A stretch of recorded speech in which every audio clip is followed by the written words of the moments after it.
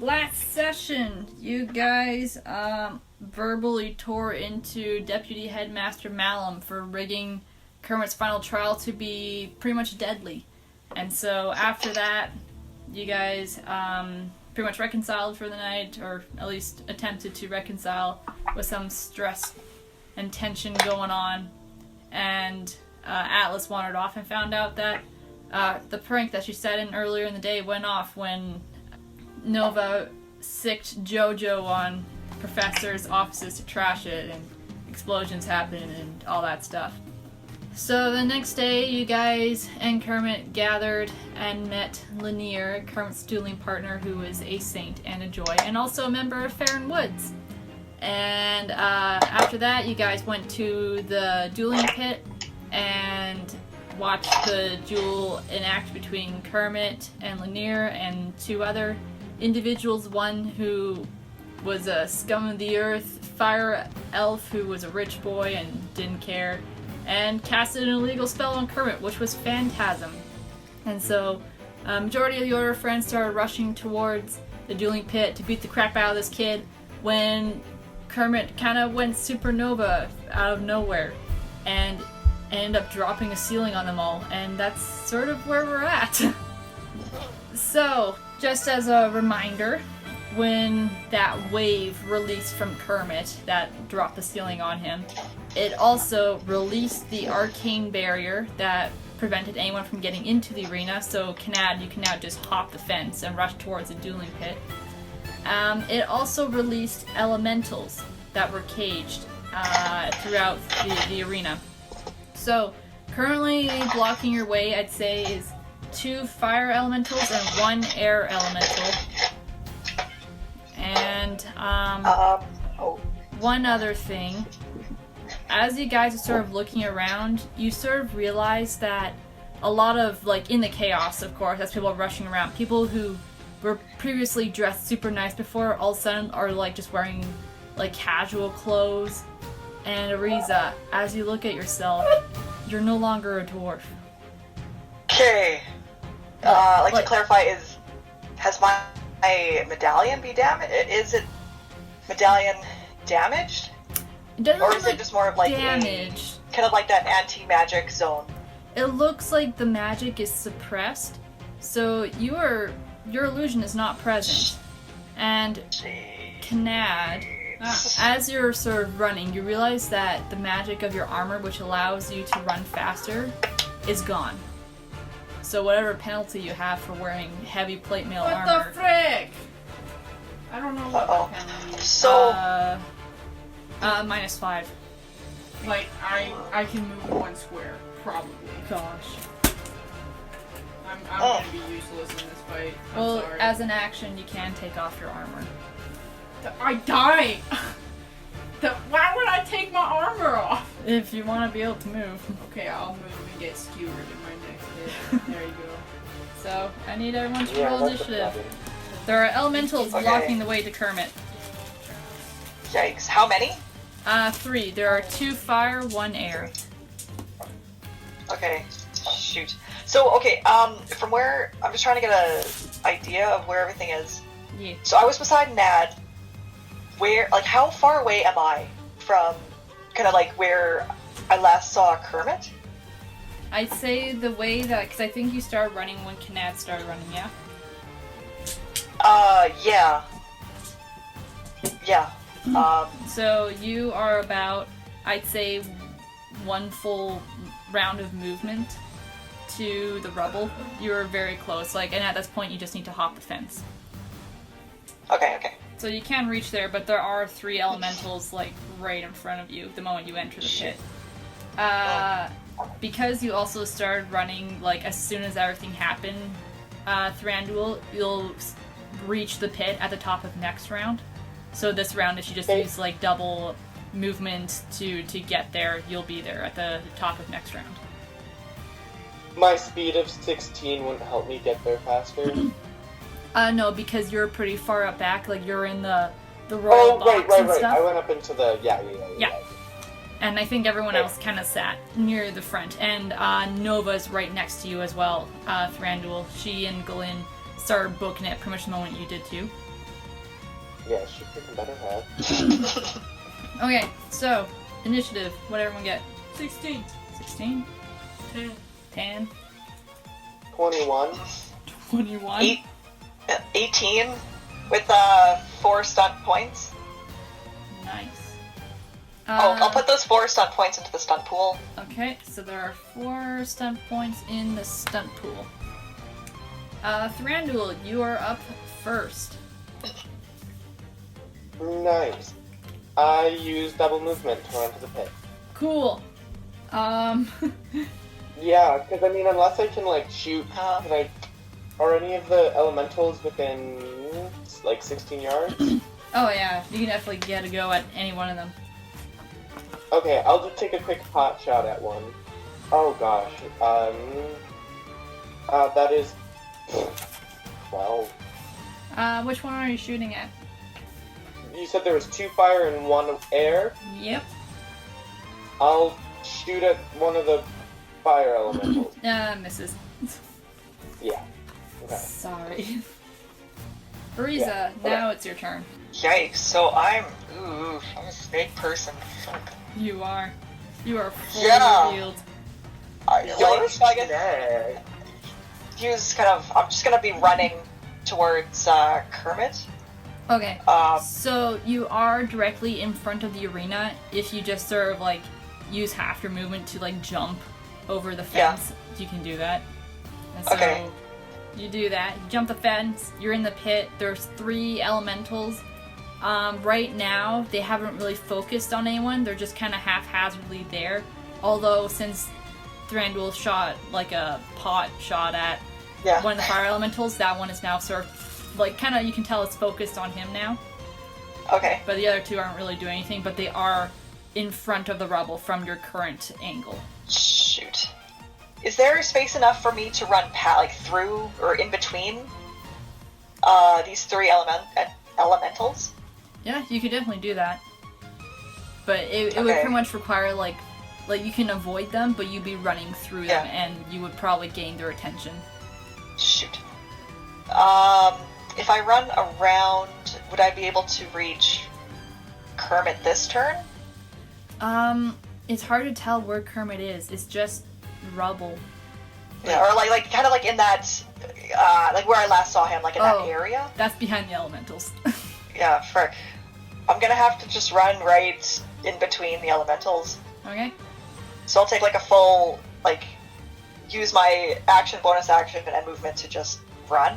Your action, yeah. You're at the rubble now. Yeah. Okay, nice. And you have your minor action. Can I start searching the rubble with the minor action? Sure, I'll just say, like, as a cursory glance, just serve at the Yeah. moment, there is no sign of any of the students. Shoot, okay. Alright. I guess that's my turn. Alright, Kanad, you are up. You. Just run for it, I guess. Okay, do you want to hop the fence? Yeah. You hop the fence. So your speed is -5, It's right? 8. My base speed is 8. Your base speed is 8, so you can move 2 more squares. Because you hop the fence for half your action. So 2 more Yeah, I squares. move as far as I can, and that's the end of my Alright, turn. you're in the dueling pit. It's the elemental's turn. So, fire elemental is going to rush towards Thranduil and hurt him. Ooh, 5 stunt points. 19 to hit. Yeah. Alright. So, you take 7 points of damage, and you are on fire. Oh, thank God. Yeah. And because he rolled 5 stun points, he's going to do a lightning attack. 14 to hit. Nope. Misses. Okay. And that's the element. That's that one's turn. The other 2, Ariza, are going to attack you because you're right there. Shoot. So Okay. first one is going to do a firebolt against you. 15 to hit. Yeah. Alright. So you take 8 points of damage. And then the air elemental do an air whip after. We'll see if he hits first. Oh, that's 6 stun points. 20 to hit. Yeah. Going to do lightning attack. 14 points of damage. And for the lightning attack, 17 to hit. Yeah. And another 11 points of damage. What?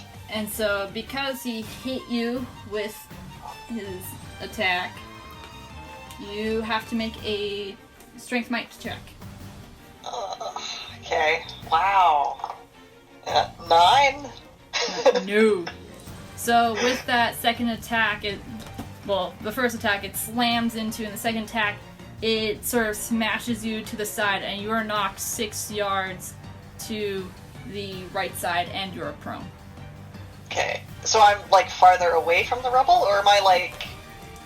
You're away from the On? position you were before, which Okay. you assumed was the last spot you saw Kermit. But you have been smack served directly, like, to the other fire elemental that just swung at you. That's your turn. Atlas, you are up. Okay, few questions. Yes. 1, is it absolute chaos? It is absolute chaos. 2, are there people in front of me? At this point, everyone's left their seats because I don't think you moved. No, I didn't. Mm-hmm. Okay, so there's nobody by me. I mean, there's definitely, like, professors around and wizards that are capable of doing battle are currently focusing on the elementals or, like, evacuating the populace. So there are people around, just none that are at this moment paying attention to you. I have a spell I want to use. Okay, so is there any illusion happening right now? No. Magical deception? Not that you can tell. Okay. Okay, what elements are the elementals again? 2 fire, 1 air. I don't think ice would work with fire. That would- Probably not. Yeah. Gonna cast Icy Grip. Okay, what's the range of it? 20 yards. You're gonna have to get up to the fence. Yeah. I mean, you might as well move forward anyway. I'll just lean against it. Alright, so you're up against the fence. I'm just Doesn't like- take much. Whack. Okay, icy grip against the air one. Yeah, I got 5 stun points. Oh, frick. Prepare to die. 2 mighty spells Okay. on the elemental. You can put 1 stun point in the stun pool. So stunt pool's already at 4. Okay, it's at 5 now. It's at 5. 11 penetrating damage. Ah! And Oh no. at the start of their next turn, they must succeed a Constitution test or take another 1d6 penetrating damage and a -2 penalty to their speed. It stacks. If the target is reduced to 0 HP by the spell, then you're supposed to sell it. Cool. Minor action. Okay. So, just as a reminder, stun points do not happen on minor actions. I forget to enforce that, so remind me if... Oh. Yeah. What'd you get? 19. On the air elemental? Yeah. Yeah, that hits. Oh man, Mr. Krabs. 10 damage. What? I rolled a 6 6. plus my Dang. willpower of 4. This air elemental don't look happy right now. Okay. Pop, pop. Well, alright, so, top of the round. Thranduil, you're at the fence. Before you take your turn, you see Nova and Galinn also hop the fence and run to the rubble. And Galinn sort of puts his back to Nova's and puts his shield up, ready to protect her. And you can see her cast a psychic spell. And so she yells out and she says, all 4 of them are still in here. Hold them off. We'll try to get them out. Oh, okay, that changes. Also attracting your attention for a moment, Thranduil, you kind of look over to the right side, and approaching the arena from the right side is Headmaster Lalem, who is literally like doing backhands in the air and like smacking elementals to the side against the walls, like, and he looks ticked. He's just smacking elementals out of nothing. Is he just backhanding them? Well, one of them he sort of backhands in the air, and it's like a concussive force just slams it to the wall. And then you can see him also just sort of like wave his hand the other way, and you see a whole row of seats just like piled drive into another one towards the side. Is that what it's like to be level 20? And so he's currently making his way down, and by the top of next round you think he'll probably get to the arena as well. But he's just wasting elementals at the moment as he's making his way there. Just because, Thranduil, you would kind of be aware of this, just roll a procession check for me. We'll just see how it goes. Oh. And we'll say you as well, Atlas, because you would care about this. Heck yeah, boys. 10! 11. 11. Okay, Thranduil, you unfortunately don't notice this because you're just so mesmerized by the headmaster. I'm also on fire. Yeah, you're also on fire. Atlas, you know as Deputy Headmaster Malum is haphazardly evacuating people out, but you also see him like not really putting in effort to deal with the elementals. Oh, I know what I'm gonna do next. Like you can see that he is helping, but he could be doing more.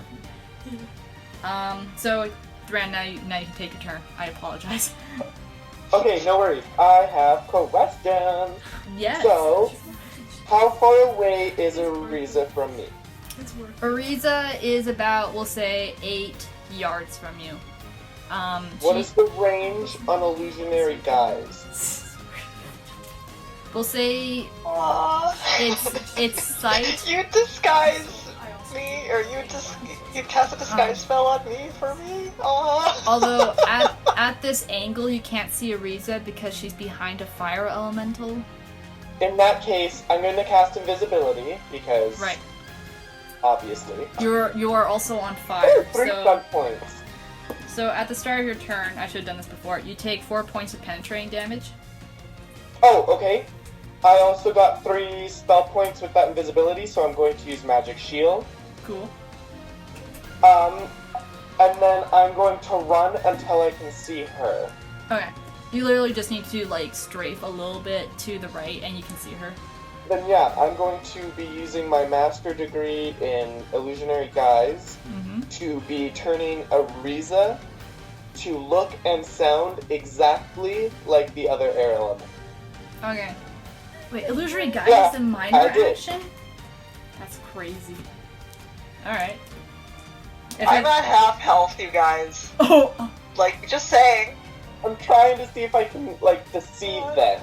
Yeah. Basically deceive the other elementals, and I can make her 75 times bigger than she is. Right, so she is definitely looking like an elemental. We'll Okay, see do next... I have to roll any sort of, like, deception test for that? No, we'll see next turn if the elementals believe the deception. Is that your turn? It sure is. Alright. Ariza, you are a elemental looking thing. Nice. Thank you for that, Thranduil. Okay, so would I have seen Nova point out where, like, Kermit and them were? She didn't point out where they were. She just, you get the sense that she cast, like, sense minds to see if they were even alive. Oh, okay. So she knows that all 4 of them are alive under there. Okay. Just doesn't know where. Question, can I cast a spell and then also, like, physically search, too? Or is that, like, each one would be a major action? It would be a major action. Sorry, I gotta say something right here as well. At the top of the round, while all this stuff is going on, there was a burst from the rubble of another wave of that energy. And looked like just as about like your medallion was starting to light up again and put your illusion back up, Ariza, like the effect was fading, it was suppressed once more. So that happened before Thranduil casted all those spells, so you're fine. They're still up. But Oh, thank goodness. So, like, yeah, would I take damage? Yeah, you take 2 from that? points of Because penetrating damage. Dang. How much? 2. Oh, wait, were all of those elemental attacks penetrating? No. Oh, I'm a dingus. Did you forget your armor? Yes. Okay. Because it's... Let's see. You were attacked, like, what, 3 times or something? 3? Yeah, so yeah. armor times 3, add that health back. Okay. To be 15. Okay. Can I take my movement to kind of move back to the area that I think that were like that where I last saw them? Yeah, you can. So that would be like half your movement to stand up, and then the rest to kind of get back over there. That is where Nova is standing. She sort of stood where you were, and cast. Oh. Yeah. Okay. So then I want to cast. I'll cast Healing Aura. Alright. So now, do I have to see my targets, or can I just do this like area of effect heal? I don't think you have to see them. Nice. Then yeah, I'll do that. So the Healing Aura kind of over like the max out its area of effectiveness. Okay, so you stand as close as you can, hoping that you'll Yeah. get someone in the It's range. kind of like hope I get them. Okay, that's actually not too bad. Okay. 20? Yeah. Yeah. Okay, then I'll use 9 magic points to do the 3d6. Mm-hmm. 12 health back. Okay. And that, I'm assuming that's including to yourself then, eh? Yeah. Alright. Cool. You restore 12 health, and maybe others, if they're within the range. Nice. It's just, I tried. Yeah. Minor action? I don't know. What can I even do with the minor action? You can guard up. Sure, I'll do that. Okay. Kanad. I move as close as I can to the rubble. And that's my turn. Okay, at this point, you have reached the rubble as well. Okay. It's now the elemental's turn. We shall see if they are deceived by the illusion. Oh, yeah. Mm-hmm. Yeah, they all believe that Ariza's an elemental, so they'll leave her alone. Yes. Thankfully, in some ways, Tiny Drac just steps into the fray. So the air and fire element, well, I guess they can't see Thranduil. They're all gonna go after Kanad. Yes. Oh gosh, I'm so sorry. Oh, no. I mean, thanks, Jordan, but no thanks, Jordan. 12 to hit. Nope. Okay. 13 to hit. Yep. 17 to hit. Yep. Okay. So you take 7 points of damage. Okay. And 9 points of damage. Okay. That's the elemental's turn. Oh wait, did the air elemental roll? Oh right, they need Constitution. Yeah. 16? Nope. Oh. Alright, so they take penetrating damage. What'd you roll? 6 penetrating damage? Oh man. From the cold that was within its heart that you chucked at it, Atlas, you could see it quiver all of a sudden. Yeah.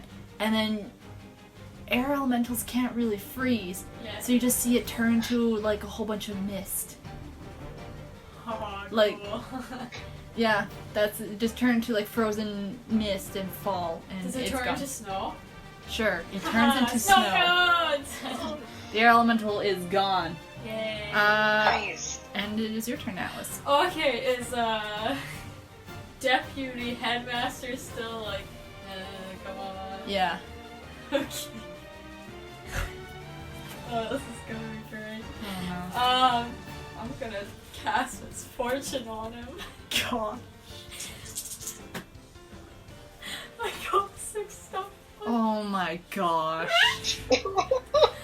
Oh my gosh. I casted it. There's no save, it happened. Dexterity. Oh. 12. No. Yeah, he falls on his face. Yes. Just out of nowhere as he's waving, like he just sort of loses his balance from the spell, and then you just kind of do a little extra like hand movement, and he just BAM! Can I do a posing spell on it too? What the heck? The effect of the spell is more dramatic than usual. And so as he falls, he smashes. He smashes. As he falls, he smashes his head on one of the chairs, which actually causes blood to gush out of his head a little bit, because you know when you get cut on the head, it bleeds a lot more than it. Yeah. And then he actually starts rolling down the stairs now. Oh And may have been stepped on a couple of times by people trying to escape. Oh my god. So- No, I'm just gonna be like, arcade blast! Okay, which one? The one that's supposed to hurt. 13 to hit. That misses. Uh-oh. Top of the round. There is another wave that's blasted from the rubble. Oh. Thranduil, your invisibility is gone. Ariza, your disguise spell is gone. Does she have a hood at all? Shoot, so I'm still back. Like, oh, so my Yeah. air elemental illusion's gone? Yeah, the illusion's gone. You're still a snake. Shoot. Dang it. And so, you hear kind of the sound, the chirp of a bird, and you see Tinadrid fly, Kermit's phoenix, Oh. fly Oh, and yeah. land on a specific spot in the rubble and start tapping his beak against it. And Nova looks to Glyn, and he's sort of like, that's good enough for me. And so you see Glyn position himself, and he casts First Passage. And so passage opens up into the rubble, and Nova runs in. Let's see initiative order here. Oh, frick. Yeah, okay. And so stepping out from the rubble is Kermit, sort of with Lanier's arm over his shoulder, as she's not looking the best, but she would have looked a lot worse if Ariza didn't cast that spell. Yikes. And so you can see the headmaster now, like, steps into the pit, and he just sort of, like, throws both of his hands to the side, and you see the rubble lift and separate, and there are the other two students. And he, like, marches over and will help them, and they'll start making their way out. I was hoping you would say he marches over and re-drops the rubble. Yikes. He's the headmaster, he can't do that. Oh, so everybody's been found? Everyone and, like, has... they're alive? They, Like, conscious alive? it's kind of hard to tell with the other two students. Ragnar is sort of, you can tell he's alive because he's ugly crying, Oh. and the gnome is in a ball right now, just in a ball. So it's hard to tell if he's still with the world or not. Yeah, and so as Kermit comes out, you also feel another shaking in the rubble. And it is Thranduil's turn. What? Okay. Are there other elementals coming towards us, or is it just these three? Like, are the others preoccupied? The other two elementals are right now focused on Kanad, who's in the pit, so they haven't really seen or paid attention to, like, the students. But they are close enough that if they notice the students, they'll attack them next turn. Can I see any air element or fire, like, rushing towards the center? Not at the moment. The other professors and wizards are doing a Okay. good job keeping all the elementals occupied while evacuating the audience, I guess, and other students. Okay, cool. Cool. So it looks like it's just these three that are in the middle, and you guys took on. Sweet. Minor action, illusionary guys. Heck yeah. Because it's only been, what, like, half a second since it dropped? Pretty much, yeah. Okay. Oh yeah, and 3 stunt points. I'll put those 3 into powerful casting. Okay. Yeah, because hopefully Kermit gets his crap together and stops dispelling everything. What do I want to do for my act? Can I use my major action to cast Arcane Blast? Yeah, you can do that. Okay, sweet. I'll just do that at one of the elementals attacking them. Then that is a 15 to hit. That hits. Woo!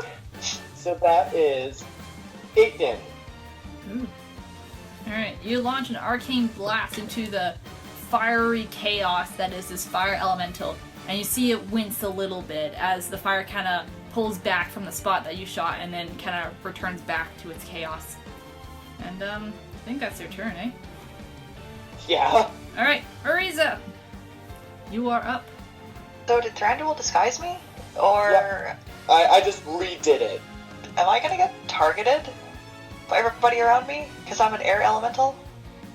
I mean, I did make you 75% larger, just in case, because I'd assume that there'd be some extra defense capabilities have with people shooting at your head, which is, 3 feet above you. I specifically made it bigger, just in case people try to target you. Okay. Okay, so all the students have been found. Kermit's okay. His friends are okay.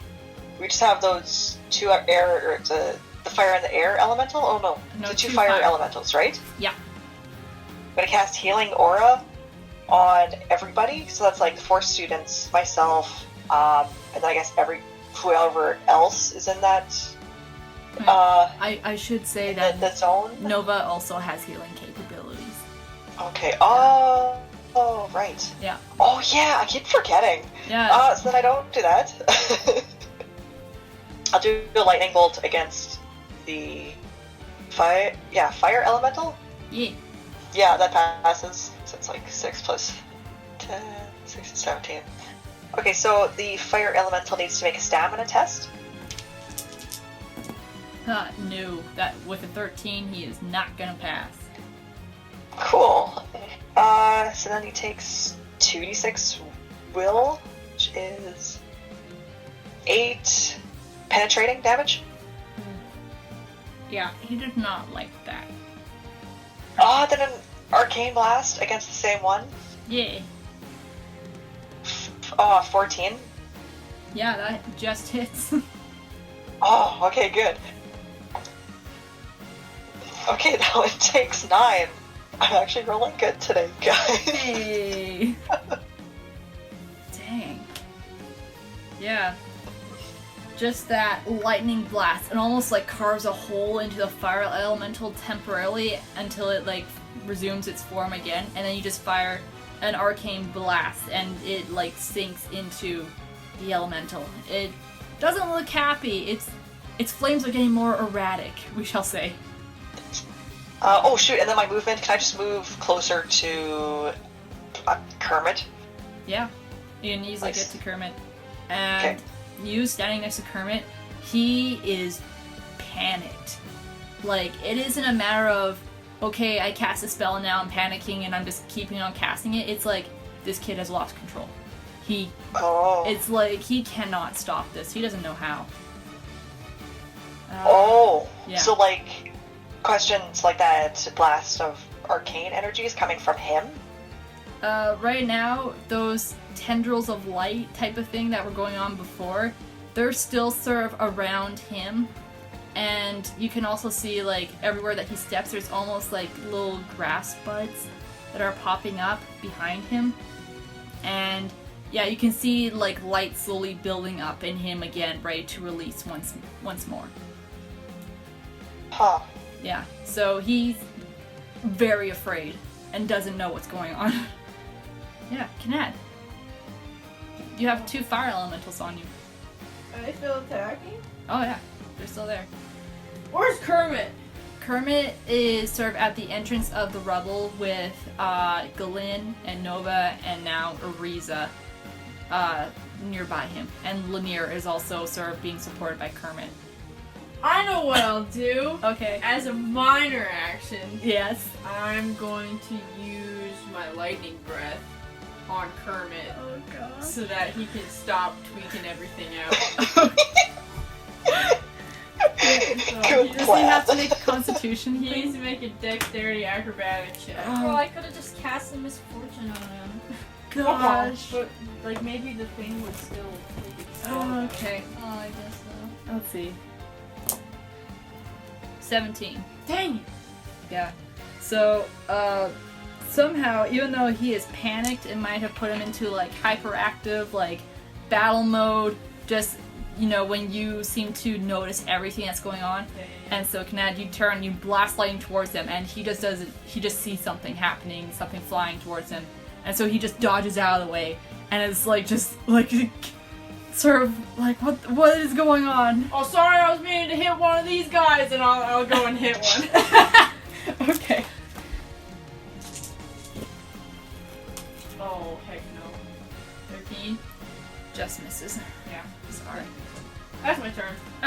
It's the elemental's turn. Well, the one that you attacked is going to go after you. Can add 15 to hit. 15? Yeah. Oh, yeah. Alright. Oh, did you shake it off? No, she still has it on. You don't take any damage because your armor's that dumb. The other fire elemental is gonna go after you, Ariza, because you did attack it, and it's just instinct. 16 to hit. Yep. Alright. And it's gonna deal 8 points of damage to you. Alright. Wait, was that penetrating, or was that No. just regular? Just regular. Okay. Minus. So it was 8? Minus 5 is 3. Hey. Atlas, it is your turn. At this point, Professor Malum has stopped falling down the stairs. He got caught between like 2 chairs or something that like finally made him be able to stop the chaos, and so he sort of sat up and his hair is a mess. And he's just sort of a little dazed at the moment. That's what you see because you're probably keeping an eye on him as you're laughing. But now you can take a turn. Oh my gosh, you're not gonna do Again! How far away is he from the bottom? Has Has he gotten up yet? Yeah. He's just sat up. So he's still like prone. Pretty much, yeah. Yeah, no, I'm not gonna do it again. I'm gonna wait till he stands up to do that. Go. He can just sits up, his hand slips, and he falls down the stairs more. I feel kind of bad, but at the same time, I'm like, yeah, he tried to kill us, so. Which elemental is hurt the most? Or any left? There's one that hasn't been touched. The other one, everyone has slowly been beating on. I'll finish off the small one with an eye. Do I really want to cast my secret? Yeah, let's cast it. I did not cast it. Ooh. Minor action. We're gonna blast! 17. That hits. 9. 9. Cool. This fire elemental is getting sick and tired of being hit with arcane blasts. Yeah, Alright, so top of the round. That rumbling that you heard from the rubble before now is revealed as the top of it explodes, and they're stepping forth from it, climbing out, is an earth elemental. No, I'm out. He's out. And Hard pad. and so you see Kermit sort of look up at this as Noah sort of she's cast a general healing spell. Pretty much catch everyone except for Atlas and Thranduil, I believe. That's okay, I'm not injured. That's okay, I don't need your healing. They heal 20 points. Dang. Yeah. Thank you, Nova. Okay, wait. 20? Because as a miracle worker, you can add willpower to your healing spells. You see Lanier like look up at the fire elemental, and she kind of like thanks Kermit, and she draws her sword and goes running towards the one fire elemental. Oh boy. She swipes wide and misses, just still a little bit exhausted from all this, and then she's gonna arcane blast as a bonus action. Hits with a 17 and deals 5 points of damage. At this point, the headmaster has reached the 2 other boys, and he's dragging Ragnar pretty much by his ear, and he's like football scooped up the gnome, and so they're making their way out of the pit. And Kermit sees the earth elemental, and he's that casts. Gotta grab more dice. I need everyone to make a willpower self-discipline check. Uh-oh. By the way, all those, like, your illusion stuff has dropped again as another burst comes from Kermit. Shoot. Freaking Kermit. It's not Okay. his fault. Oh, do I also take, like, the damage, too? Yeah, so Riza, you take 5 points of penetrating damage. Willpower, self-discipline? Willpower self-discipline. Heck yeah, I have. Oh, snap. I got 3 stun points. It doesn't matter. Huh. Can I put them in the stun pool? You can't really generate stun points on saves. What everyone get? 17. Success. 14. Fail. Oh, Oh. Shoot, 14 too. Fail. Or 14. 19 for Thranduil. Success. Okay. So, Kanad and Thranduil, you take 10 points of penetrating damage. I take 5. Get ready. It's psychic damage. Half armor for penetrating damage. Armor training, Alright, sir. whatever. That doesn't make sense. Everyone else takes 20 points of penetrating damage.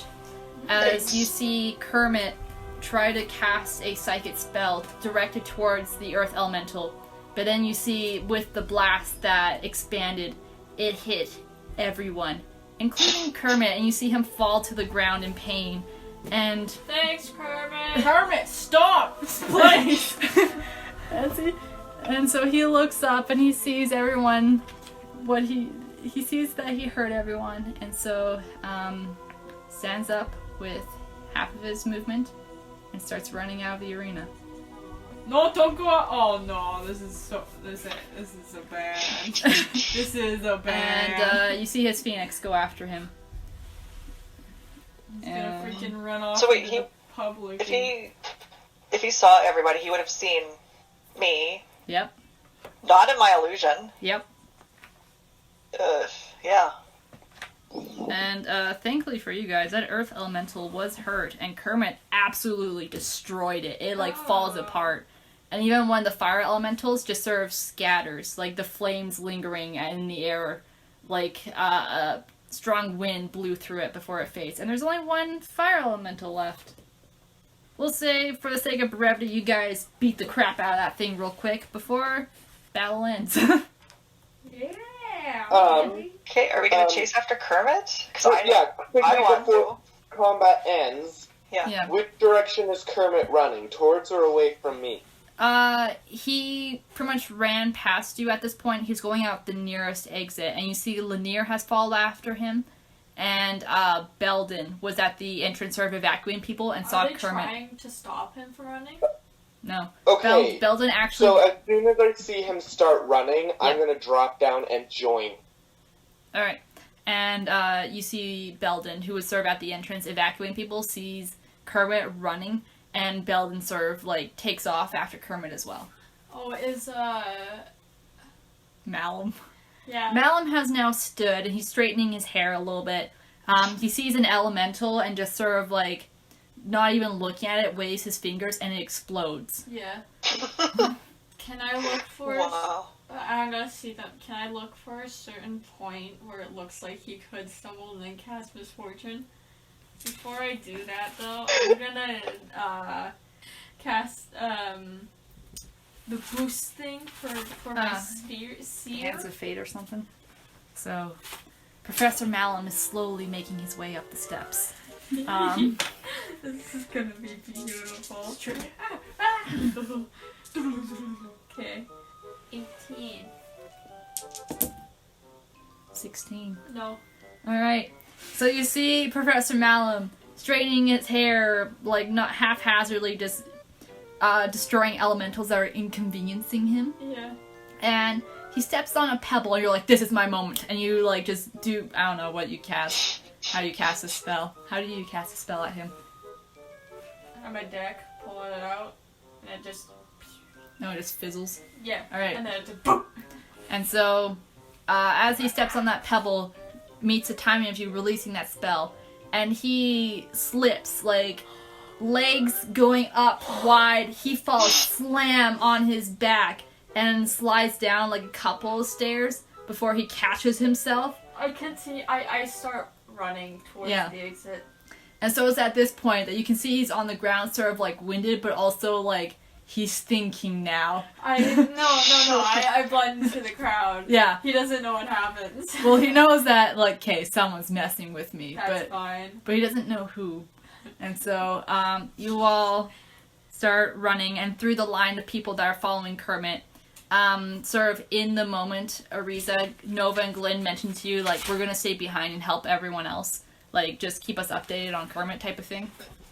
Oh, sure. And so, as you guys are running out, you see that Kermit is heading towards his tower. Yeah. And you also see the headmaster now pretty much he's let go of Ranger, whatever the frick this kid's name is.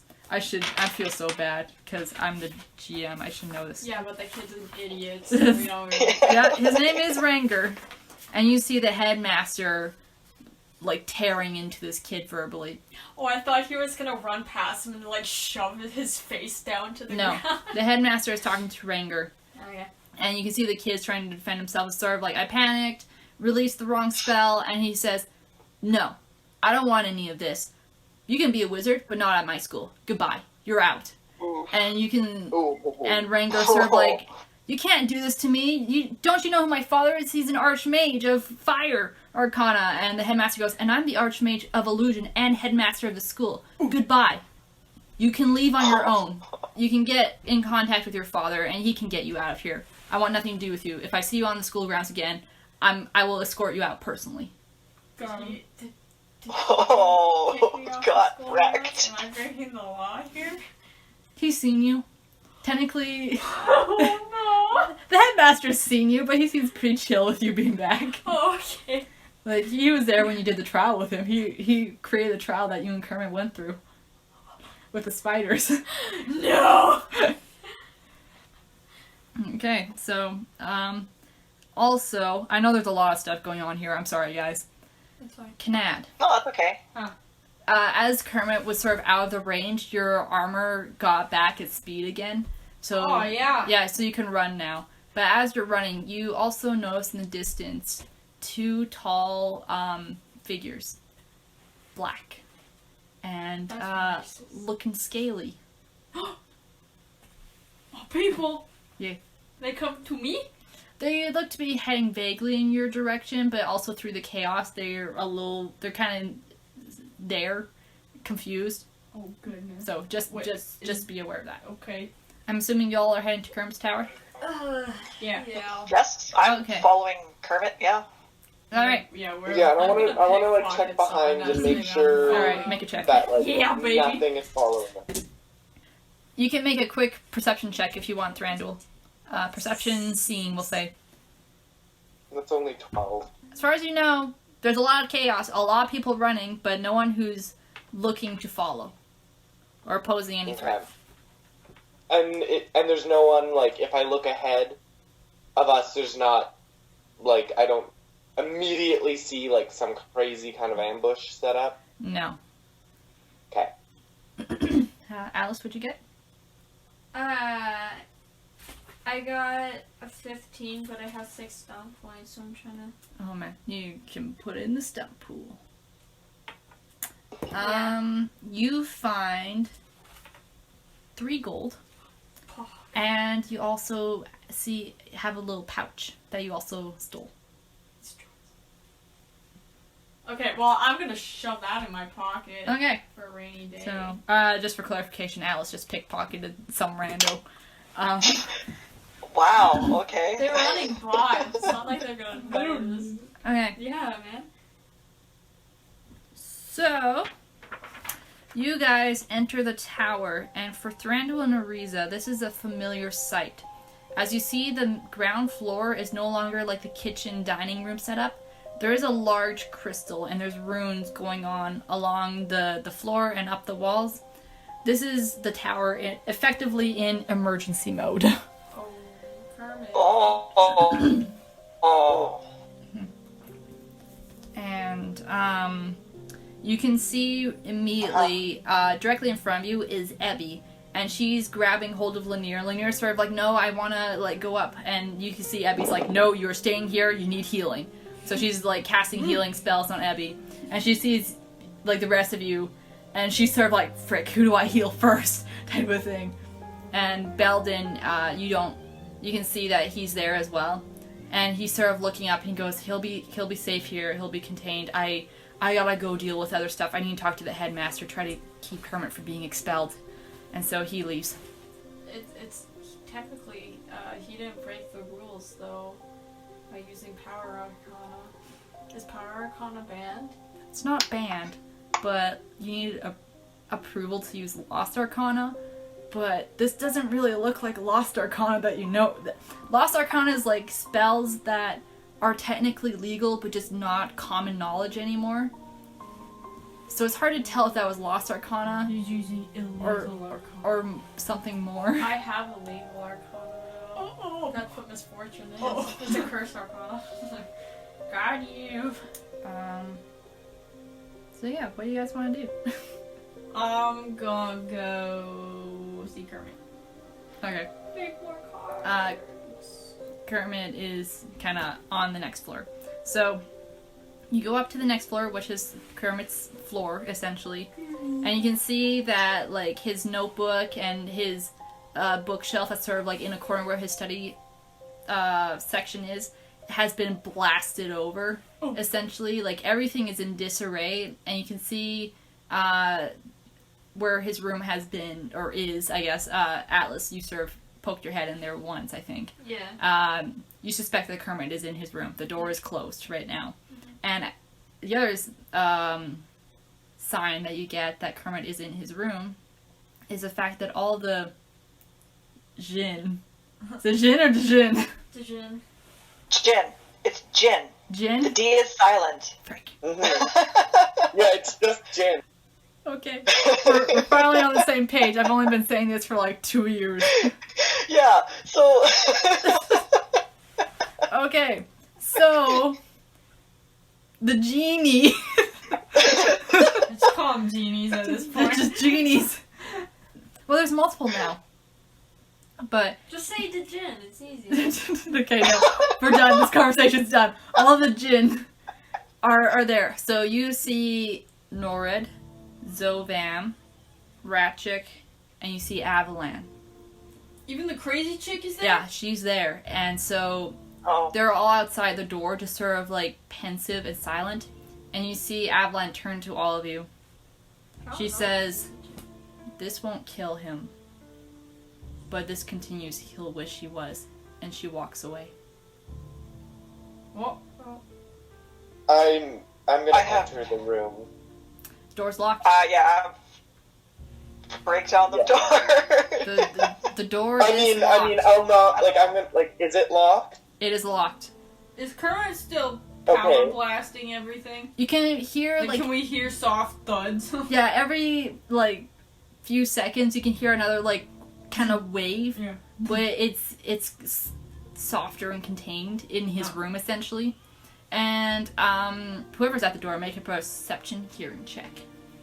Did I get any healing from Effie while I was going up the stairs? You definitely can if you want. Yes, please. Alright. Abby heals you for 13 points. I got 16. 16. For everybody? Thank you. Because I kind of need it. Over time, we'll say throughout this, you guys will be brought back to full Okay. health, as when she's done healing Lanier, she'll come up and heal all of you guys individually. So, Oh, okay. Okey-dokey. you got 16? I got a I got a- 15. I got 17. Oh, wow. Okay, yeah. So all of you can hear through the other side Kermit trying to calm himself by humming a song. Oh. Do I recognize the song? The tune? Make a cultural lore check. 16. Heyo. You recognize the tune as to be reminiscent of that of Linian lullabies. So, the continent Sorry, of What Lin. would that mean Lin. for me? Like, would that have any meaning?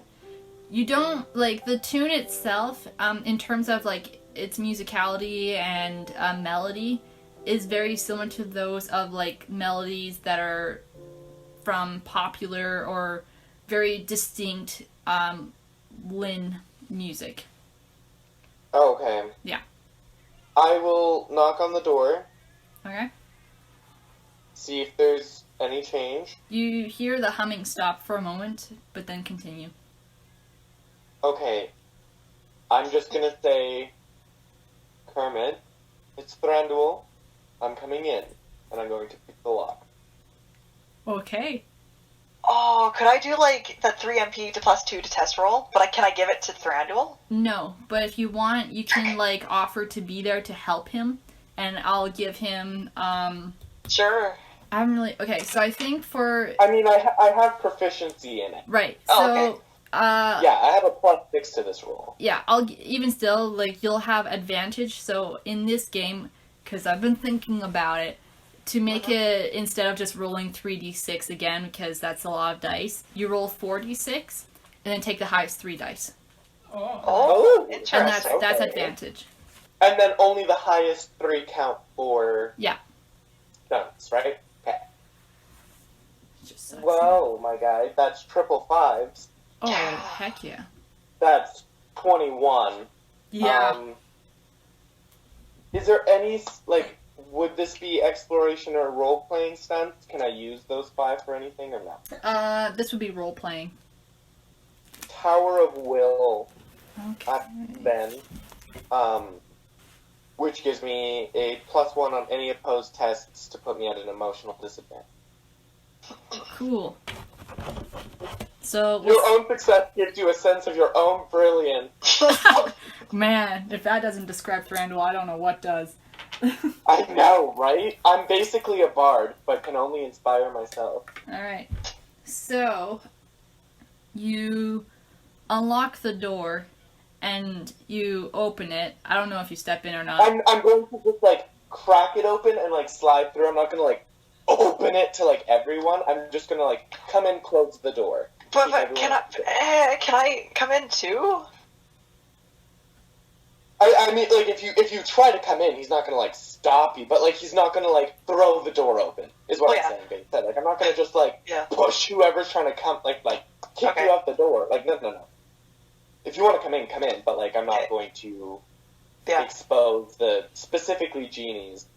Alice and Kanad, are you, one of you guys want to go in the room or not? I find a quiet place to like, chill, and then I put a book over my face and fall asleep.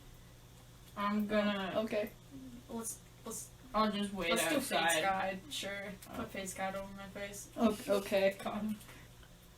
Kanad's just gonna wait outside with, you know, just kind of getting ready in case something happens and she has to beat someone up. Okay, so Ariza and Thranduil step in. Alice is very exhausted from the day and just can't help but go in a quarter and sleep. Yeah, I Alright. just kind of chill. Put my hands behind my head, put my hood up. Oh, alright. Yep. This kid is in the other room. Yeah, it's fine. He'll get over it. Okay. Breakdowns happen. Fair enough. Seen worse. So Ariza and Thranduil, you step inside the room, and you can see this room is also in disarray just from the constant waves. And, just from the sheer shock of you being able to unlock his door, Thranduil, you can see Kermit kind of take a few steps back, and he actually bumps into his desk, and now his hands are sort of pressed against the desk, and he's honestly terrified at this moment. Do I, like, during the fight, did I notice that the waves specifically hurt Ariza? Yeah, you did. So, speaking of that, another wave comes out, and Ariza, you take 5 points of penetrating damage, and your illusion of being a dwarf, which was restored until you stepped into the room, is now gone again. Okay. And so Kermit can now see you, like, kind of against your will, like, visibly wince at the pain, and you can just see his self-guilt and horror at himself just sort of deepen a little bit. He tries stepping further back. I'm just gonna look at Ariza. I think it would be best we calm him down. I don't need you getting hurt. Yeah, I understand. Who knows if we can open this door again after we close it? Like, I don't want you getting trapped in here, anything like that. And I'm saying this all in Eileen, by the way. Oh, okay, so, nice. Okay. So, specifically, so I'm not just like, oh yeah, he's a ticking time bomb, guys. Like, in front of his face. That's what I was thinking. So then to Kermit, could I hold my hands up and in like a placating kind of motion? Mm-hmm. Try and tell him that, hey, we're here for you. Let's take a deep breath. Yeah. and let's try and relax. I'm here to help. Ariza would say something like, something to like calm Kermit down, to kind of de-escalate the situation. Letting him know that we're here to help and not to like stop him with force. Right. Make a persuasion check. 15. I'll spend 3 MP to bump that up to 15. Yeah. Okay. So you do see his tense body language relax a little, in the sense of like, I'm not being attacked anymore, but still like I'm causing something and I can't stop it. So he's staying put for the time being. He's letting you guys stay in his room. Okay. So what I want to do is like medically examine Kermit, but I would have to like get closer to him. So if I take a small step forward, does he like flinch back? Oh yeah. He's shoot. not. Then I step back. Yeah. And At this point, I just give you a very like empathetic look, and just say like, I know this is frustrating, but at this point, Thranduil in common is just gonna go. Just give us a few. I'll see if I can de-escalate it. If not, we can bring you in again. Right now, I think just one person at a time. Okay, sure. So I'll slowly leave the room. Yep. And throughout this conversation, another wave comes out, and you take another 4 points of penetrating damage. Ariza. As she's walking out and I'm closing the door, I'm just gonna mouth, "So sorry." Yeah. No, I mean, like, I understand. Or at least Ariza would understand kind of why. I'm going to relock the door. Okay. Door is locked. Just so that he feels safe, that no one else will enter. Yeah. If I make a step or two towards him, does he retract? No. He doesn't. I'm going to very slowly approach him then. Yeah. With the palm of my hands facing towards him, almost like I'm going for a hug, but down at my side. Okay. Just so that he can see, like, yep, I'm okay, like, I'm just coming to say hey, like, just being very reassuring in every physical gesture I make just this entire time. He's still very tense and standing still, and you can see, like, even though he's not, like, stepping back, he's sort of, like, leaning back and just, like, very, very uncertain. Mm-hmm. And you can see in this moment the building of the light and the tendrils and all this weird stuff that's going on is to a lesser degree compared to in the arena, but it's still present. And so, yeah. Okay, and yeah, as the waves, like, pass over me, because once again, I'm walking very slowly. Yep. Like, being very methodical, being very aware of my surroundings, just in case he's gonna, like, throw something at me. And as soon as, still saying nothing, until I approach him, and I'm just reach my arms out, basically asking for a hug. Make a persuasion check. Okey dokey. Oh, 16. He doesn't go for a hug, but he very hesitantly, and for himself very careful in his movements, holds out his hand. So you can take his hand. Yay! Yeah. Joke's on you, kid. That wasn't a question. I will grasp it with both hands, still just staring him straight in the eye with just a very calm smile on my face, but not like creepy clown smiling in the middle of a very stressful situation. Yeah, I mean, he's not looking at you anyway, so he's just. Oh, like, okay, perfect. Yeah. Without breaking my eye contact, Kermit, what are you thinking right now? You can get a sense that there is a battle going on with him, and he is barely on top of this in the sense of, like, just keeping it at the level that it is. I don't know what to do. I don't know what is happening. I don't know how to stop this. Is he facing me, or just not or is he head completely turned away? His head is sort of like looking down a little bit, so it isn't like the head is completely turned away.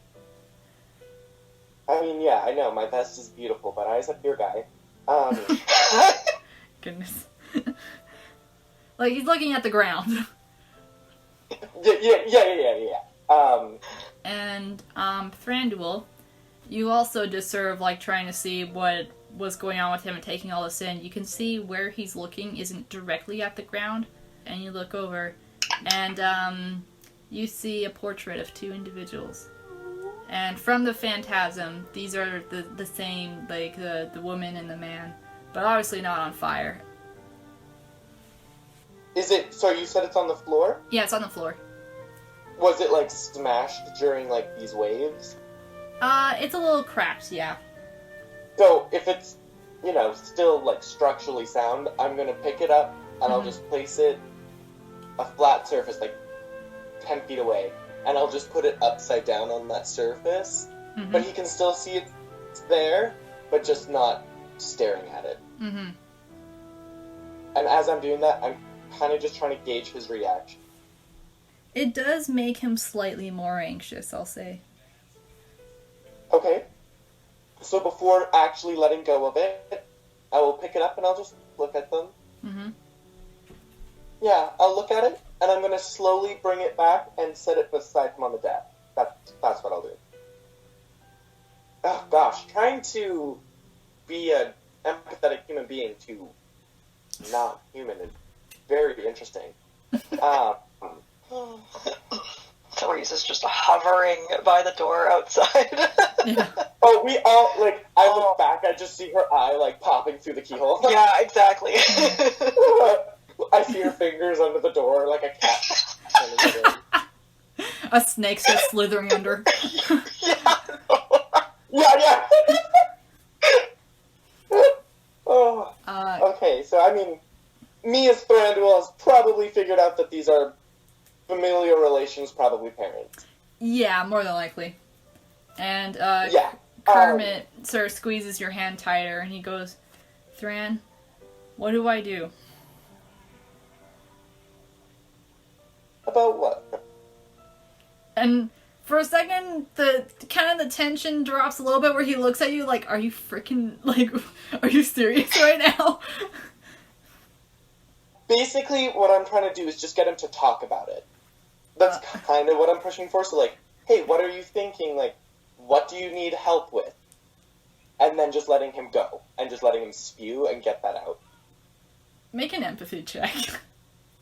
Oh, that's perception, isn't it? It is. It's like literally the worst thing I could ask you to roll at this time. It really is. Other than a strength check. 14. 14. Gauging from Kermit, he is looking for a sense of direction. Oh, okay. Yeah. It isn't a matter of like you just need to vent this out and you can do this. It's literally like he has tried every single avenue he can think of. It is not working, and he's working as hard as he can to try and keep himself calm to a certain point. And you get a sense that this kid is not going to come to a solution on his own. Yeah, okay. So he asked what... So he asked... He asked what to do. do. Yeah. And I'll say at this point, Lanier and Ebby have come up, and Ebby's seeing Arisa somehow hurt more than she already is, and is like, oh my gosh, and just, like, go sit down. Nice, thanks. Dang it, because, like, Make a me face personally just boy. wants to go counselor, but that's not going to work. Okay. Okay, I'm just going to look at him as empathetically as I can, which isn't very, 17. and just say, well, if I'm being completely honest, I don't know. But let's start at the beginning of what you feel is wrong, and we can figure out from there.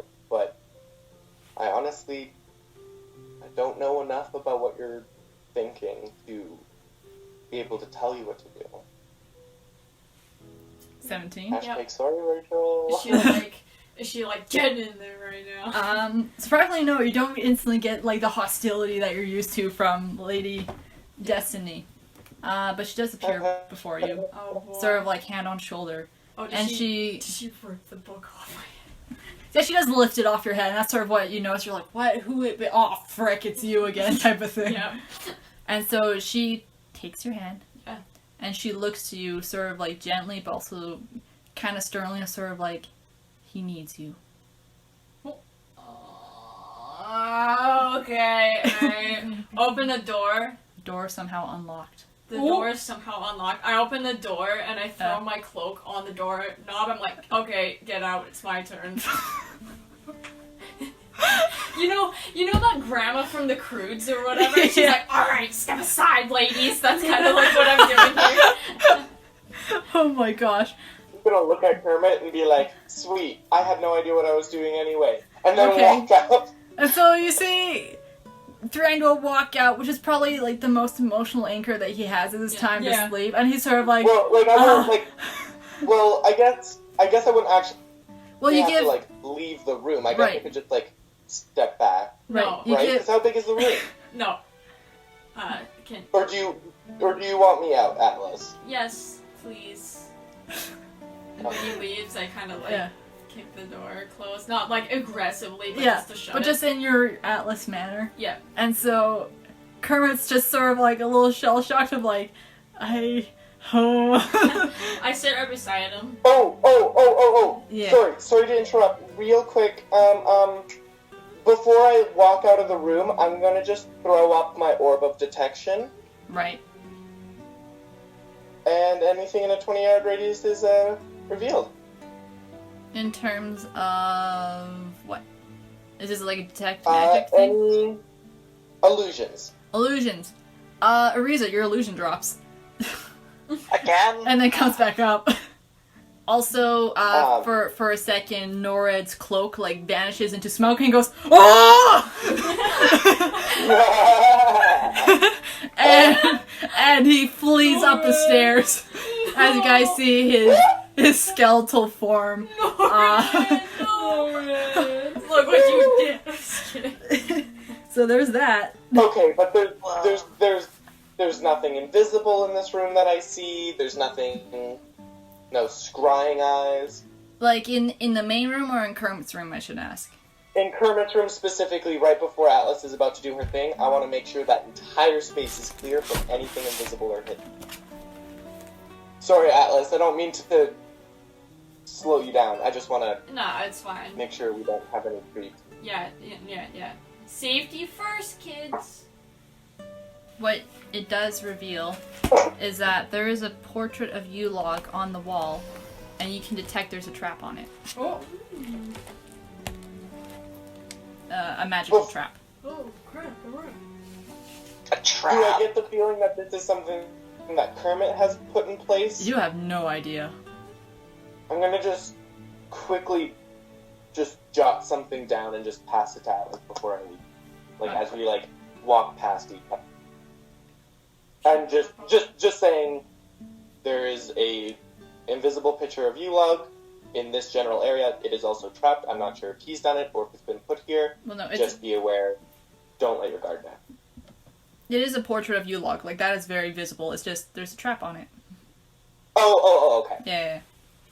Oh, as I walk by, I grab the portrait of the two figures. The portrait of Ulug? No, the two figures. Yeah. Sorry. And I set it down beside me, and I sit down next to Kermit. Okay. So you just hop on the desk next to him? Yeah. Okay. And I'm like, it's kind of weird because I don't have my cloak on, so it's not like really a dress, but it's more like a tank top thing, and then I have like, just pants that are just, well, not tight pants, I'm not a yoga trainer. Tight. So like that, and I have no shoes on. It's just... So can you see like the gem on your forehead and all that stuff too, or nah? Sure. Okay. So, believe it or not, your test was a lot better than mine, okay? Let me tell you something. You know, sometimes kids use forbidden magic. It's not uncommon. I did it. Kid was throwing a fireball at me and I turned the tables. Wasn't my brightest moment. Well, technically it was my brightest moment. But anyway, point is that we all screw up. It happens. You know, sometimes we just don't know what's inside us and it just poof. So, take the portrait. These are your folks, right? He nods. Nice family you got. He nods again, but sort of solemnly. That's okay. I haven't seen my dad in years. I pat his back. I put the portrait beside me. Is it still spelling out of him? Oh yeah, it definitely is. Is the door still open? You closed it again? Oh yeah, I closed Okay. it. Ariza. Yeah, I closed it up when I okay. closed it on my way out. Anyone who was trying to peer through the keyhole can't because Atlas threw her coat over it. It's more for a sense of privacy as Right. opposed to being like, yeah. Lady Destiny is still there. Yeah. Yeah. Does he see her? Doesn't look like he can see her at the moment. And so right now she's sort of like just watching this unfold and just sort of seeing what you're gonna do. Don't know how to control it now. He shakes his head. Got him on his back. I pull out a card and I start shuffling. It's not a curse, you know. It's kind of a gift. You get given something and you should accept it. At this point, he finally looks at someone in the eyes and just dead serious. He says, "It is a curse." Drop my form. The waves get a little bit more intense. I'm the only one who's cursed here. I'm not letting you take my title, okay? Got him. And yeah, at this point, you see Lady Destiny just like face palm. Surprise! No, it's okay. I put my form back up. Trying to contain it, it's hard. You know, this visage is really hard because it's like, oh man, I just want to be released and stuff like that. But you just kind of have to look within yourself and you have to pinpoint where it's coming from and try to reverse engineer it. You know, you remember when you casted the spell, right?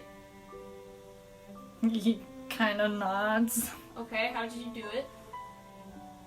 And he's just sort of like, I'm not gonna do it. No, just act it out. Make a persuasion test. Oh, it's willpower that I have. 21. Alright. Man. So, somehow, against all odds, Kermit... At the point where it looks like he's about to release magic, I stop him. Okay. Alright, so we're here, right? You feel that, you know, you're about to cast it. And say if someone just cuts it off and I slap his hand. Ew. It's not like a slap Yeah. slap, but it's like a, you know, motherly slap. Yeah. I don't know. And it looks like Lady Fate was waiting for something like this. Because when you slap his hand, she slaps you. And you feel a wave. You feel a wave of powerful magic flow through you. And like when you hit Kermit, it came in contact with him. And it filled him. And then it just stops instantly. It's almost like the powerful magic that flowed through you from Lady Destiny slammed into that of Kermit's and canceled it. They just canceled them both out. And I point to his chest and like, and then it goes back inside you, but you left it out. So, lesson for today. How about let's try to stay calm as much as we can. That's stupid. You know, Kermit, crap happens, okay? You okay? And he's just sort of like looking at his hands and looking at his room, which is now a kind of a mess. Yeah. And he's just sort of like, I think so. Ah, good. That's great. Why is half of your face red?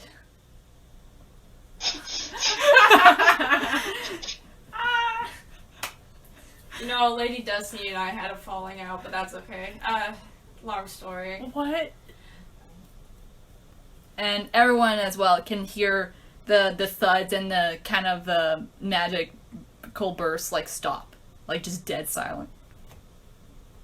Ariza, get in there and heal him. Door's closed. I can't do anything. It's not locked. Is I didn't it feel locked? it. Like, It is can I locked. Oh, can I go in, or am I just gonna ruin the moment? No, it's locked. I didn't lock it though. Who locked it? I thought you said she didn't lock it. Lady Destiny did. At this moment, also, Lady Destiny sort of gives you a wink and fades. Atlas and Kermit sort of like, I don't know if you're for this. Can I have a hug? I'm really cold, but sure. Alright. I'm like, you know how your hands are naturally like death? Yeah, That's her, but her whole body. right. He doesn't really seem to be too bothered by it at the moment. And Kermit kind of lets out all that stress. Aww. It seems like he's been trying to hold it in and just sort of trying to be strong for everyone, but just in this moment, because you're the person in the room, Aww. he cry. He cried. He cry. Aww. And you can see also, didn't really notice it in the moment, but his phoenix has been there the whole time too. It's been We're gonna find out that Phoenix is like the Azorian trash or something. Yeah, I know. I Right? knew it. goodness. The Phoenix is the Azorian. And the phoenix kind of nuzzles up to Kermit. And Yeah. after a few minutes of this, and he kind of sniffles and blows his nose with some sort of handkerchief that's on the floor. Yeah. He's just sort of like, I think I need to explain some stuff. Happens. If you want. And so, he opens his door. Oh yeah, I walk ahead of him and I ruffle his hair and be like, I failed my exams. Can't get worse than that. And you can see him pause like, oh frick. Oh shoot! Just sort of like, oh my exams. Like he didn't even think of it at this moment until Ah. this point. Band And so, Magic Club. You guys see that happen of sort of him opening the door and Alice walking out like nothing happened. And he closes the door behind him, and he looks to the Jinn, and they all sort of look at him intently and are sort of like, okay, he's good. And they start scattering a little bit, just going back to their normal thing. Oh, yes. I go back to sleep. You sit in your chair. You go back and sit in your chair, Atlas. And can I put the book over my face? If you want. Yeah, I go back and sleep. I kick back and relax. And you can see Kermit just lean against his door, takes in a deep breath. He kind of looks at you all in the eye, very kind of warily, just sort of like, what do they think of me type of thing. And he looks back to you, Ariza, and he says, around the time you asked me about my family, about a year ago or something, I had recently discovered that my family was from Lynn. My great-grandmother and grandparents came to Falgard to start a new life. And Lynn? Yeah. Lynn is sort of like the human kingdom that's west of Ulyss and north of Angortuk. It's the barren landscape you guys came to, where you saw that vision of it being destroyed. Is it the place we killed what's his face? The magic dudes Charnel that were Knight that No, was controlling. the magic dudes that hated people and they started. Yes, that's where they're from. Yeah, you're thinking of the Morcash. Yeah. That's where they're from. And Kermit continues. And says, when Yulog offered me an apprenticeship to learn magic and be a wizard, and you can see, like, from this memory, like, a smile comes on his face. Oh. I was so excited. I was always curious about magic, but my parents in the town were so cautious of it. My dad was so angry and my mom afraid when Yulog talked to them about his proposition. I always thought their reaction was because of tales of the family curse. They eventually allowed me to go, but at the time I didn't realize doing so meant that they would cut themselves off from me.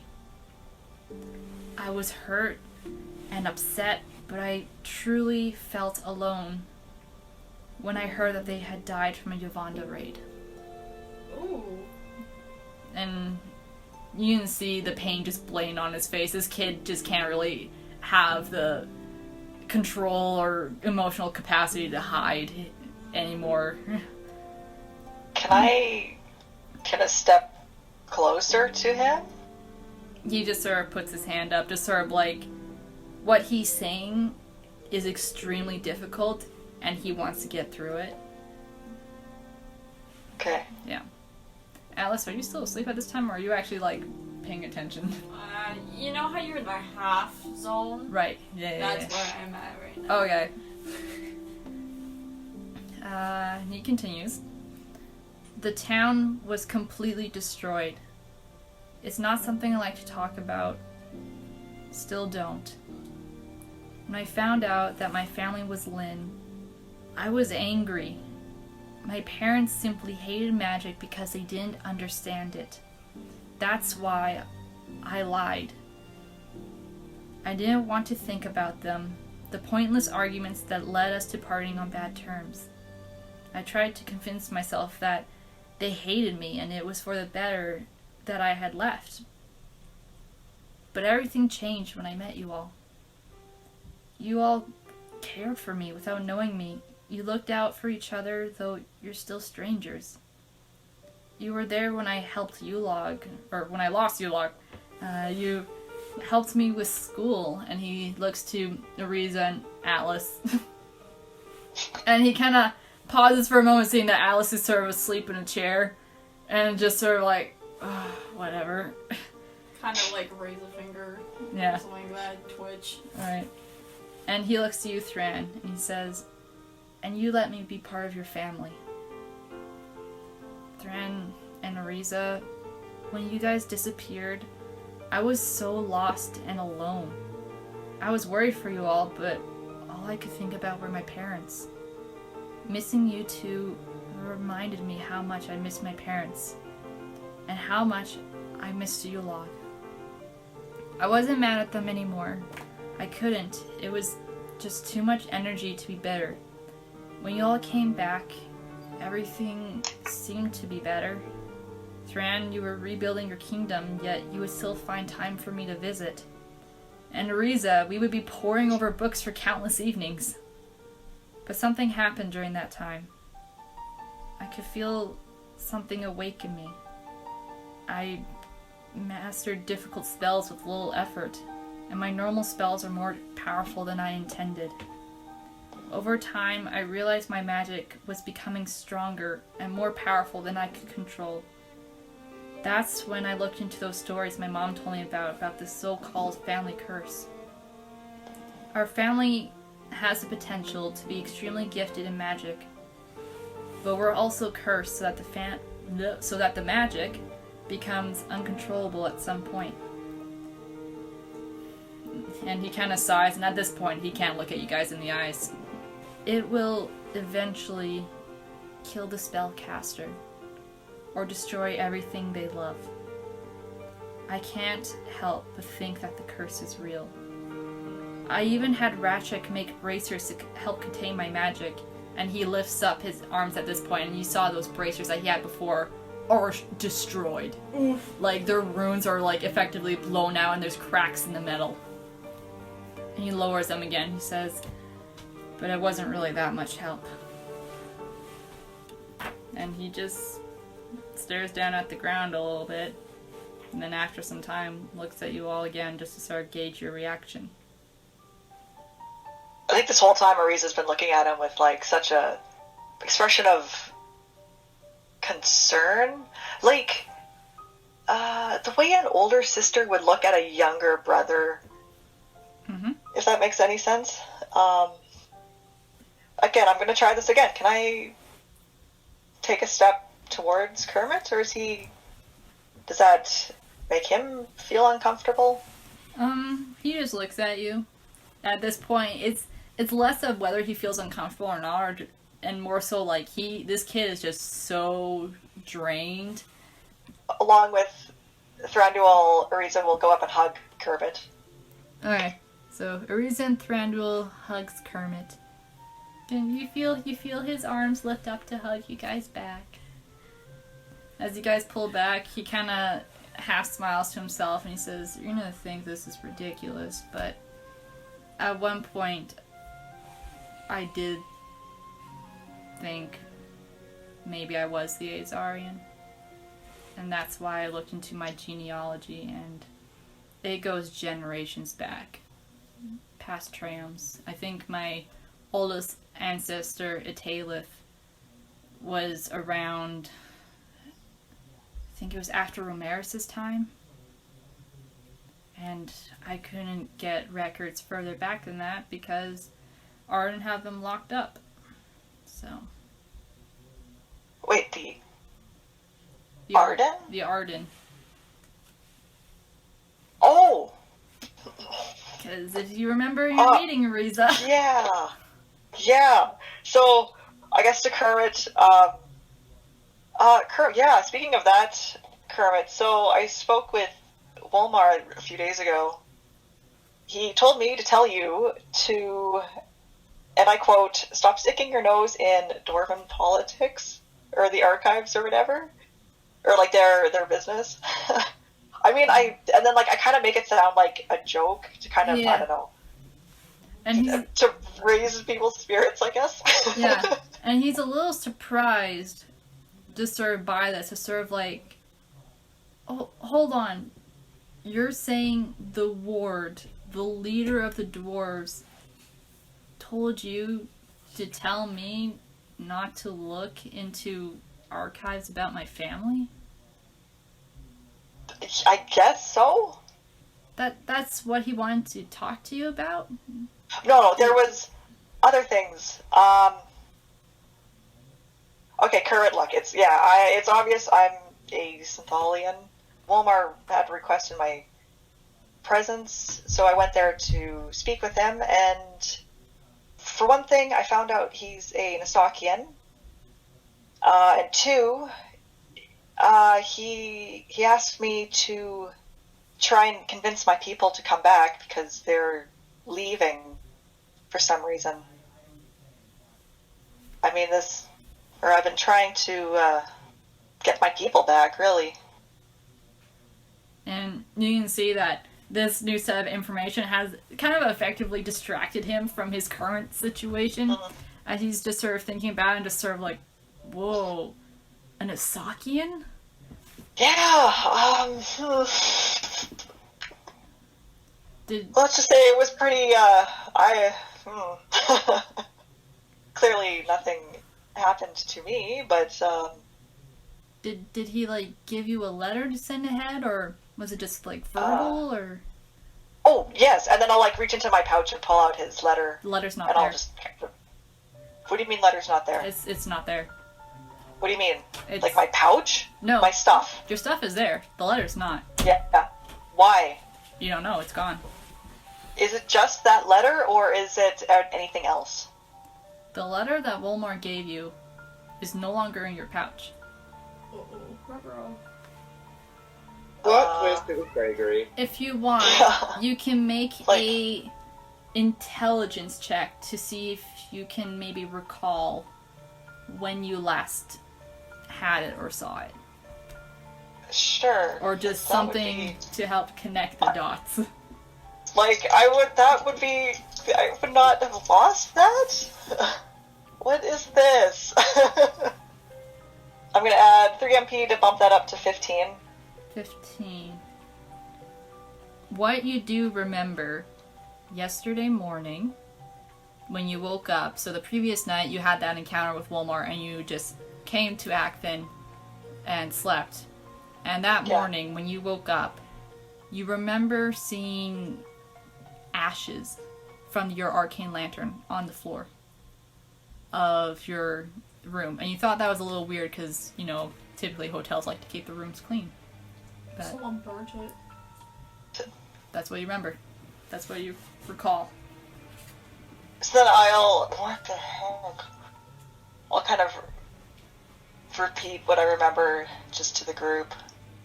So either someone broke into my room while I was in a deep meditation, went through my stuff, found the letter, burnt it, left, or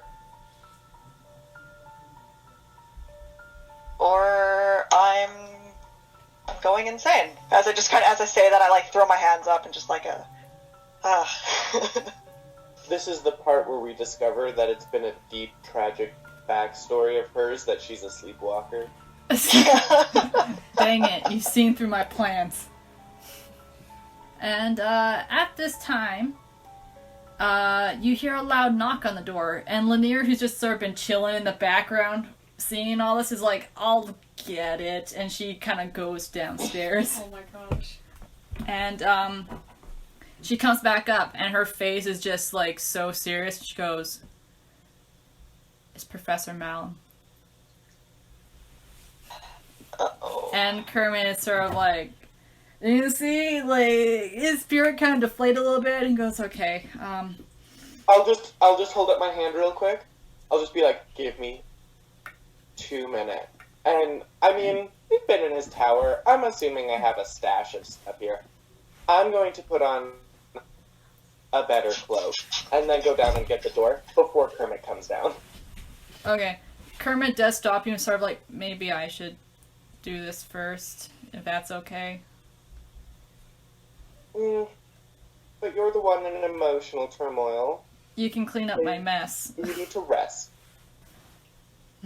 Make a persuasion check. 4 stun point. 17. 17. Kermit reluctantly allows you to answer the door. And at this point, you can also see, like, the first floor is back to its normal, like, whatever. The emergency setting on the tower has been deactivated. Oh, that's good. The modem was unplugged and plugged back in. Yeah, I will go downstairs and answer the door. Alright. You answer the door, and it's Professor Malum, Barrett, and Tenebris. Oh no. And so you see Professor Malum standing there, and you can see, strangely, like, maybe a cheek is bruised. I guess somewhere in the chaos he got hit in the face or something. And I don't notice the difference. and you can see that despite this, what he should be annoyed at, his imperfect appearance, he's actually looking pretty happy at the moment. He says, "I wish to speak to Kermit." And what might this matter pertain to? It pertains to accusations against him for creating and exchanging dust to other students. Therefore, this matter does not concern you. And he looks over in the doorway, and Kermit's standing right there, and Kermit just sort of looks at you, Thranduil, like, Dust? of dust. What the frick is dust? Oh no. I look at. Wait, do I hear from downstairs? Yep. What's dust? I look at the Yeah, I'm couch. just gonna give a very confused Alice. look at Kermit. Make an intelligence check. Oh no. We'll say natural lore. 13. You are very familiar with this. What is it? It's dust in your pouch. Yeah, but what does it do? Dust. Alright. Dust is arcana turned into edible form. Oh no. It increases the potency of magic and gives someone the ability to cast spells beyond their normal power for mages for a short period of time. So this technically is a legal, quote unquote, it's a legal substance, but only used for mages who need to cast complicated spells. But Alice, you are familiar with this, considering the circles that you run in, and may have used it like a couple times yourself to just get past through that one exam because you pulled another all-nighter and you know you weren't going to do well because of it. The thing is that long-term use of dust, which is illegal, creates damaging symptoms, including hyperactivity, insomnia, involuntary twitching, moments of mania, and uncontrollable magic. Oh. I know what I'm gonna do. Yes. Okay, while this is happening, I'm going to stealth so I don't hear my footsteps, and I run up to Nord's room. You're on the second floor, so it's probably fine, honestly. Okay. Okay, hold on. We'll get to that in a second. So Alice has run up to Nord's room. Thranduil, do you let Kermit approach the doorway? Yes, so I will let Kermit step in front, but I'm going to take one step back Right. and kind of be in, like the King's Guard position. So that, like, they know, like, I'm still very much on his side no matter what happens. Right. And Kermit steps forward, and he says, "There's no dust in here, Professor Malum." And he says, "Are you sure about that? Because given your trial, increased magic, dropping a ceiling on yourself and the other students, releasing elementals, you are lucky that no one has died." No thanks to you. And he gives you a withering glare, Thranduil. And you see the other two professors are there just sort of like, they're kind of as backup, but they're also uncertain with all this. They definitely, like, aren't on Malum's side, but they're not on Kermit's side either. Oh, sorry, you go first. Okay, I was gonna say I'd like to step up beside, kind of like on Thranduil's other side. So I guess kind of like also behind Kermit, but like beside Thranduil. And at this point, Kermit actually makes sense. steps out of his tower. Actually forces Professor Malum and the other three to kind of take a couple of steps back. Okay. And Malum continues, and he says, "You have continued to disregard rule after rule, and you have somehow managed to get away with this. But I will not have it this time, and I am actually here on behalf of the headmaster, who's too busy cleaning up your mess. In my regards, as the deputy headmaster of the school, I do not grant you wizard status. Therefore, you lose any privilege to your tower. Hand over your ring." Oh yeah, you can't do that, man. Just from the background. At this point, I step out and I say, absolutely not. He is not guilty until proven so. We have He will stand trial as every other person convicted of this crime has done. We have multiple allegations since this incident, and even a dealer who has interacted with Kermit stating that Kermit has been the supplier. And Wonderful. This has not been proven. okay, we'll cut back to Alice now. Alice, you have knocked on Nora's door, and Nora opens it, and he's just sort of like, "Who is it?" And you can see that he has a cloak on, but it's like heavier than normal. No, it's fine. It's not its usual floaty cloak, apparently. Okay. Nord, What? do you have a pot or something? A pot? Yes, something. What? You have dust. I have dust. Do you use You have dust? dust? Yes. Can I have it? Don't use it. Someone is looking for it right now because they think there's something going on, but except someone was running past, so then I pickpocketed them because, you know, money, right? And I need money to make my cards and stuff like that. Anyway, dust. That's how it came to me. Do you use it at all? And I mean, No. can djinns use dust? Yes. Alright, happy trails. Give it to him. He just takes it like almost a child greedy for candy. Yeah. Don't let them see it. Don't let them see it. Don't act like you used it. Do you plan on using this? Do you just want it hidden? Or do you want it... 50-50. Do you want the half now? No. And he just slides it into his robes. Yes! Like, he puts his arm, like, into, like, the side of his coat and pulls it out and it's gone. You're not too sure if it's actually in a pocket in the coat or if Or if it's in his or if it's in his ribcage. Yeah, so you come down to the stairs at this point in the conversation. Ariza, Thranduil, and Kermit are outside the tower. I run to my room and slide Fate's Guide under the door. Oh, wait. I decided to run calling that. Go to the Djinn of Fate. Avalon? Avalon. Yeah. Fate's Guide. I will get it back. I don't want them to find out on me, just in case. Okay. She looks at it, and just her eyes go wide. Uh-oh. And she just holds up a finger, gives the book back to you, runs into her room, comes out, and she gives you a bag. Oh. You could see that Avalon was, like, visibly shook holding this book and gave it back. Oh, that's okay. It was She'll too probably crazy for her. Alright, Wait, oh no. so we'll cut back down to Kermit. And so Kermit at this point is kind of having a bit of a stare down with Malum. And he says, "No. I was given this ring by the previous master of this tower. And as its current master, I have a responsibility to protect the knowledge inside of there. I won't hand over the ring, but you can search this tower, and I guarantee there is not a single gram of dust in here. Uh-oh. And I'll only let people who I trust to not take that knowledge to search it."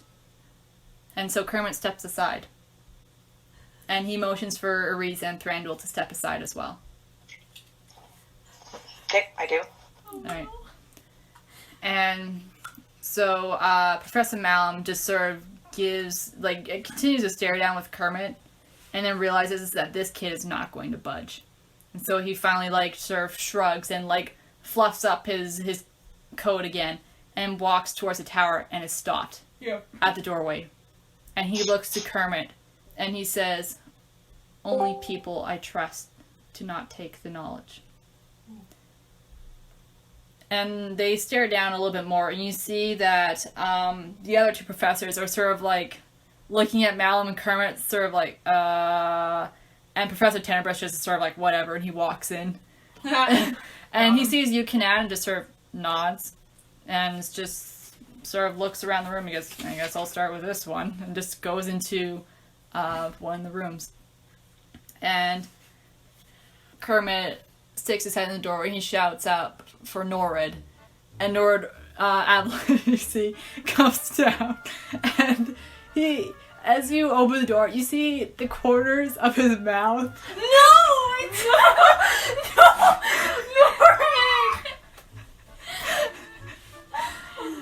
And you see that he just is super energized. Wrong person. I should have given it to Abby. Yeah. But Atlas, you can see the corners of his mouth have done. Okay. So you wipe off his face, and he comes out, and he's just super energetic. You can also see that his hood is down, and he doesn't care about his appearance at this moment. And he goes, "Yes," and you can see this gaunt, thin, near skeletal face. It has skin over top, but it's literally a skeleton with skin on it. And you can see Malum and Professor Verrett just sort of "Oh my gosh!" And Kermit looks at Nora and he's "What the?" And says, "Nora, can you supervise him?" And Nora's "Yeah. Do you want me to look after him?" And Kermit's "Get Zovam instead." And Nora's "Okay." And he goes. And Kermit kind of looks at Norid, and then naturally his eyes look to you, Atlas. Oh, I'm gone. I'm already up I'm going to find Abby. Okay. Gosh. And so Malum is able to walk inside so long as Zovam is next to him. And Kermit looks to Malum and just still dead serious is sort of "I will be in the library if I'm needed. Until then, have at it." And he just sort of marches off. And you can see when, I don't know if anyone's following him. I'm assuming Thranduil is. I would. Alright, Kanad? Oh, yeah. Atlas? Oh, no, I'm panicking. I'm at Abby's door right now. Okay. You're at Abby's door. You knock. She opens it, and she's sort of looking at you. Abby, I made a terrible mistake. Do you know about dust? She nods, sort of like, what is this going to? Okay. I took dust off of a person. I assumed it was a student. I had no idea until I opened it up, and then Professor Malum, he was like, "Oh, hey, I am looking for some sketchy kids having dust and stuff like that." So naturally, he thought it was Kermit because you know the side effects of it. Anyway, I gave it to Nord. And at this point, her eyes go wide, and she instantly goes into like a cupboard, starts pulling out medical supplies, and she looks to you, and she quickly writes on her notebook of like, "Where's the dust now?" She takes it, and she's sure can like pour some sort of alchemical solution in it. You can see like little flames sprout out from the bag, and she looks to it, and she writes on her note like, "Is there more?" Inside Nord. Yeah, I said that. Inside Nord. And she instantly like books it out of the room. Okay, good. And Alice, because you're the only one still present, I assume you follow. So No, I sit on her, like, you know how, does she have a waiting bed or whatever? yeah. Yeah, I put my hands on her and then I'm just like, oh my god. And you can hear crashing in the next room where Nora is, and he's like, "Abby, no, please! Please, Abby! I need this! I can finally do it, Abby, no!" What was he doing? You don't know, but whatever spell he was gonna do, it was enough that Abby, for the first time in her life, had to harm a person. No, Abby. And then all of a sudden his screams just get cut off and go silent. Did she like shove him into the freaking grave? You don't know what happened. But Abby took care of it. Abby took care of it. And so as everyone walks out, and you see Kermit's just like straight beeline towards the school, and at one point he looks back, sees that they're all in the tower, and just deflates. And just sort of like puts his hands on his knees and is taking like in deep breaths like, "Oh my gosh, I just did that," type of thing. And just sort of trying to collect himself. And it looks like he was trying to just sort of put on a brave front. And now since he's out of view of the people that he was putting the act on, is just gone back to minorly shell-shocked, still trying to hold it together, but doing better than before, Kermit. I pat him on the shoulder and tell him, "Good job, Kermit." And he gives you a smile, just sort of like out of breath a little bit. And you hear footsteps behind you. And as you guys turn, Kanad, you see those two tall Drac from before. And they both look a little kind of honorable, typical Drac, but from Drac to Drac, you know, like, oh, something's up. And one of them comes forward, and they both kind of do the Kanad, not the Kanad, oh my gosh. Oh yes! Yes! They do the Drac salute. Yeah. And he I'll says, do it back. "General Kroltad, your presence on Nothka is needed immediately." What's... Yeah, these two tall. Yeah. They're like looking down at me with River. So. Well, one, like, they've gone on their knees at this point, not like to disrespect you, but to sort of like, Yeah. like, you know, Really? yeah. Well, what's the situation? A day ago, there was a resurgence in Biffins. Their population has doubled overnight. They're going to overrun the continent. We need you back immediately to organize hunting parties. Oh my. Biffins? We don't want a repeat of the Biffin massacre. No, absolutely not. Who's on it? Our best man was already taken. Oh. Frick. I can't... You know where Limwen is? Yes, sir. We brought her with us. She's standing there? Or she just...